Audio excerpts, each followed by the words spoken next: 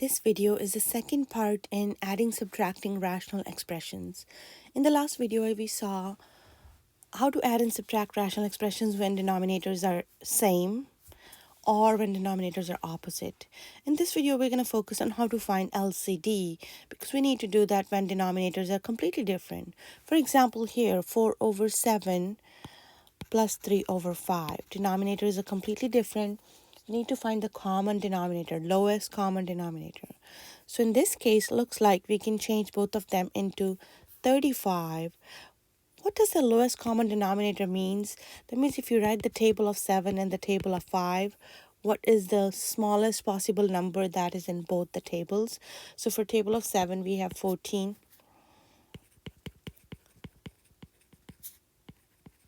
So on for the table of 5, we have 10, 15, 20, 25, 30, 35. So 35 is the first number that is in both the tables. That's multiple of both of them and its smallest possible number. There's more. I think 70 is also one of them. 70 is divisible with both 7 and 5.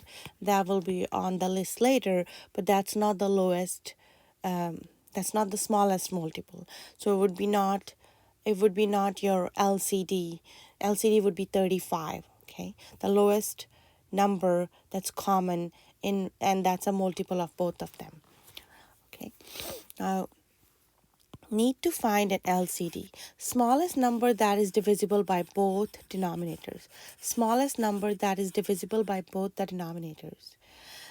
First step would be factor each denominator. We want prime factorization and we want to write in terms of exponents. That means instead of writing 2 times 2 times 4, 2 times 2 times 3, we want to write 2 square times 3. Next step is make a list by bringing each unique factor down with the highest exponent. This step is important. Bring each unique factor down with the highest exponent. Product of such factors in the list is the LCD, lowest common denominator. Let's look at some examples. And when you're thinking about LCD, you don't need to worry about the numerators. You don't even need to look at the numerators when you're trying to figure out the lowest common denominator. Only look at the denominators. So here my denominators are 12 and 18. Let's do prime factorization of 12. 12 is 4 times 3, which is 2 times 2.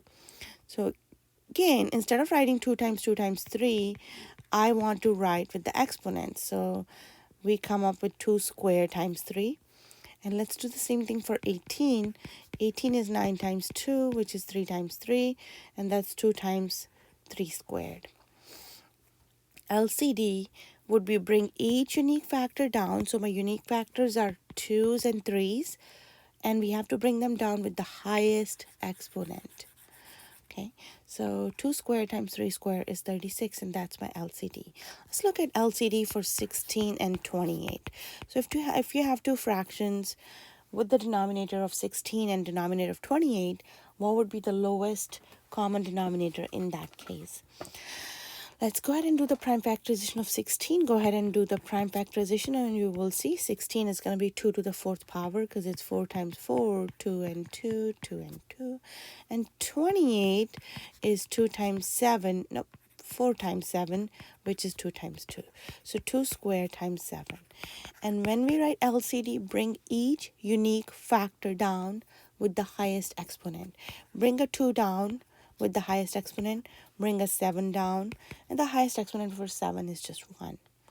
2 to the 4th power gives me 16 times 7, and 16 times 7 is 112. So my LCD in this case is 112. Let's look at, don't get confused between LCD and GCF, okay? GCF is greatest common factor. LCD is lowest common denominator. 32 and 48. Let's go ahead and do prime factorization for 32. I know 16 times 2 is 32, and we just did 16 in the last problem. So 32 is 2 to the 5th power. 48 is 16 times 3, 2 to the 4th times 3. Okay, 2 to the 4th times 3. Now, when I write LCD, when I write LCD, I have to bring each unique factor down. I bring the 2 down with the highest power and 3 down with the highest exponent, which is 1 in this case. So 2 to the 5th power times 3, that's 32 times 3, which is 96. That's my LCD in this case, 96. Next, find the LCD of 8x, comma, 2x plus 4. Okay, can we factor 8x anymore? Let's go ahead and write it in terms of prime factorization. So that would be 2 to the 3rd times x. And 2x plus 4 can be factored as 2 times x plus 2. When we write the LCD, bring each unique factor down. So your unique factors are 2's, x's, and x plus 2's. Okay, each unique factor down, so you bring the 2 down, bring the x down, bring the x plus 2 down. And bring them down with the highest exponent. So highest exponent for 2 is 3, highest exponent for x is 1, highest exponent for x plus 2 is 1 as well. So that will be 8x times x plus 2. Okay, 8x times x plus 2. All right, find the LCD of 7x minus 14 and x minus 2 squared. Let's go ahead and do the prime factorization of 7x minus 14. So that would be 7 times x minus 2. And x minus 2 squared is already in the factored form, cannot be factored anymore. So when I bring down the LCD, we have to bring each unique factor down with the highest exponent, and that's my LCD. It's very important to be able to find the LCD correctly in order to add, subtract rational expressions, and in order to solve rational equations. Let's look at part B now. 4x minus 12, prime factorization. I can pull out a 4. I want to write in terms of prime factors. So 4 is same as 2 squared.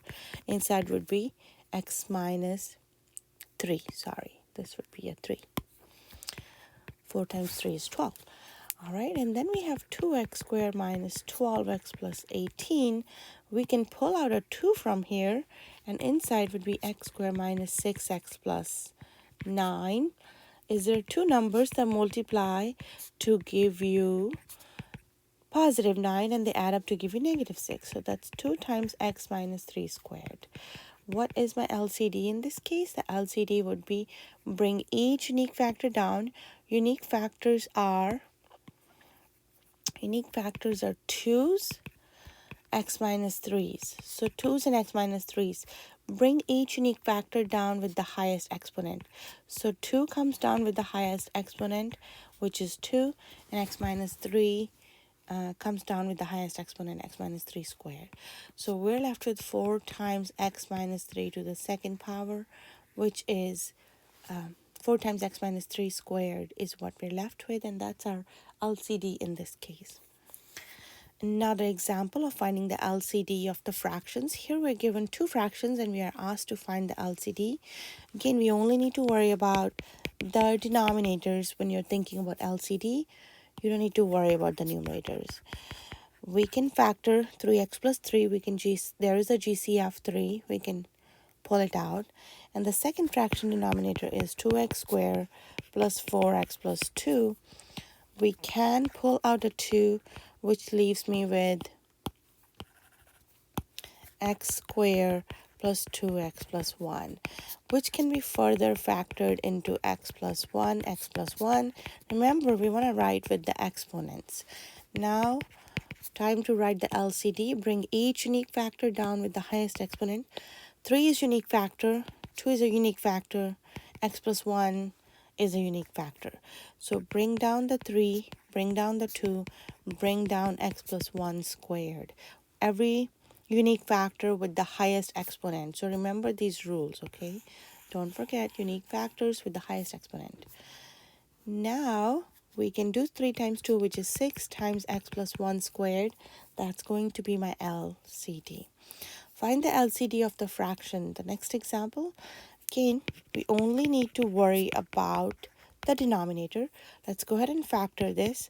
X squared plus 2x minus 3, x squared plus 3x minus 4.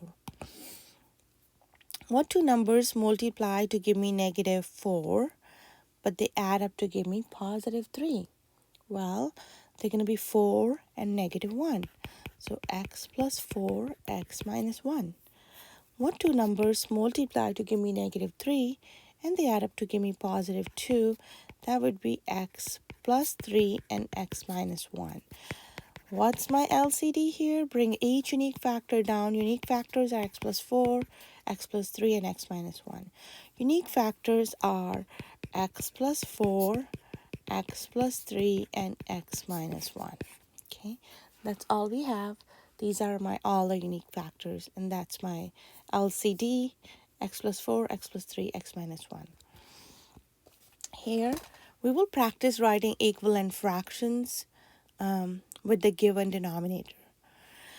So if your fraction is 3 over 2x, you want to write it as an equivalent fraction with the denominator of 4x squared. Remember, a fraction, you can multiply numerator and denominator with the same term or the same expression or the same thing, because that will not change the value of the fraction.